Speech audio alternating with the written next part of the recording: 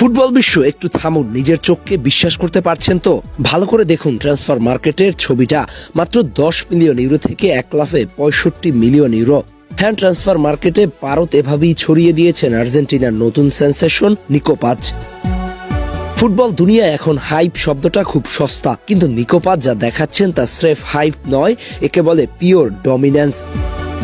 Transfer মার্কেটে সাধারণত value বাড়ে ধীর গতিতে, কিন্তু পাজের ক্ষেত্রে গ্রাফটা রকেটের গতিতে উপরে উঠেছে। কিন্তু প্রশ্ন হলো, এই অল্প বয়সী আর্জেন্টাইন জাদুকরের মাঝে এমন কি আছে যার জন্য ইউরোপের জায়ান্টসরা এখন চেক বই হাতে লাইনে দাঁড়িয়েছে? চলুন শুরু করা যাক। ইতালিয়ান সিরিয়ার ক্লাব পর্যটনের জন্য পরিচিত কোমো এখন ফুটবল বিশ্বের নজরে কেবল নিকো পাজের কারণে। শেষ ফাব্রেগ্রাসের কোচিংয়ে পাজ নিজেকে এমন এক উচ্চতায় নিয়ে গেছেন যেখানে পরিসংখ্যানও মাথা নত করে। চলতি 2025-26 মৌসুমে কিলার পরিসংখ্যানে চলুন দেখে নেই কেন ডেটা অ্যানালিস্টরা তাকে নিয়ে এত মাতামাতি করছেন। 15 ম্যাচ মাঠে নেমেছেন, যার মধ্যে বেশিরভাগই শুরু থেকে। মোট 1330 মিনিট লড়াই করে সবুজ গালিচায় 5টি গোল এবং 5টি বুদ্ধিদীপ্ত অ্যাসিস্ট, 10টি গোল কন্ট্রিবিউশন প্রমাণ করে ম্যাচের পর ম্যাচ তার গড় রেটিং কেন 7.16 থেকে 7.73 এর মধ্যে ঘোরাফেরা করছে।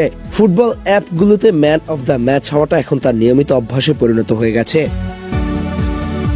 নিকো পাজ কেন এই মুহূর্তে হট ইম্প্যাক্ট? উত্তরটা লুকিয়ে আছে ইতালিয়ান সিরিয়াতে তার জাদুকরী পারফরমেন্সে।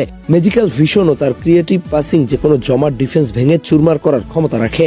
বল কন্ট্রোল ও ড্রিবলিং, টাইট স্পেসে বল কন্ট্রোল করার ক্ষমতা তাকে ভিড়ের মাঝেও আলাদা করে চিনিয়ে দেয়।